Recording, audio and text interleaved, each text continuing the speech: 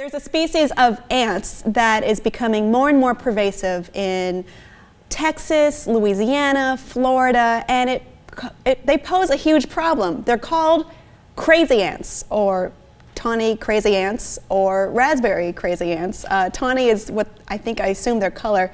Raspberry came from their original name from Tom Raspberry, not Tom Crazy. But they're called crazy ants because of the way they move is very erratic, seemingly random, twitchy. They're not the same as fire ants, but some would argue far worse, Dave. Right. Now, most people who have been anywhere near the southeastern U.S. and even further than that field have experienced these red fire ants, the old annoying ant. Right. They bite, they hurt, they create these giant mounds in your yards. If you step on them, they'll swarm all over your feet, and they're terrible.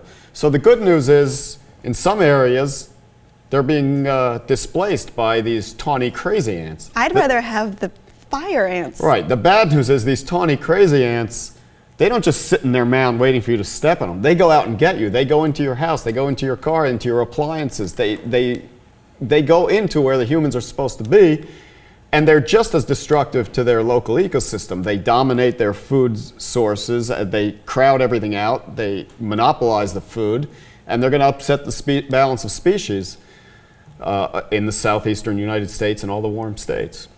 The problem I have with these is that they like to live in electronics, like right. televisions, remotes, computers, laptops. They live inside them. Think of like you're trying to fix one of your electronics, you pop it open, a swarm of ants comes out and they've been eating your electronics. And also what happens when they eat your electronics and they get maybe electrocuted, they release an alarm pheromone. That pheromone attracts more crazy ants to the area, making the problem far worse. Yeah, apparently red fire ants came from Argentina or South America in the 1930s. These tawny crazy ants also came from South America, but just recently, in the past, decade or two. Did you ever experience them in South America? No, I think they're all here in the U.S. Oh, I didn't they're here now. But I have experienced them in the U.S. I mean, I stay away, and I think they're cool. They're not cool. They're the opposite of cool.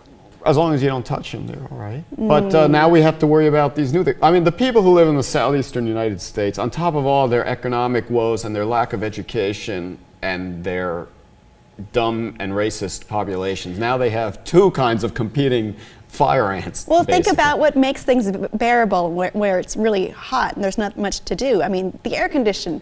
These things are going to ruin your air conditioning. They're going to ruin your television, your computer. It's a nightmare. I'd rather have ant bites all over my arm from the fire ants. I don't think so. I think I would. On the other hand, these I'd be pissed if they ruined my laptop. The crazy ants travel very slowly. They travel about, I think, 200 meters a year. That's 650 feet a year. Which is America. nothing. It's going to take many, many years for these to spread across a wide area of states. But well, they move kind of slowly, but still, they're moving. I mean, fire ants, they'll keep to themselves until you step on them, and then you are in trouble. Bugs are not our friend here at Nerd Alert. No, not mine. Not if they're eating my computer. Hell no. You're dead to me, in my heart.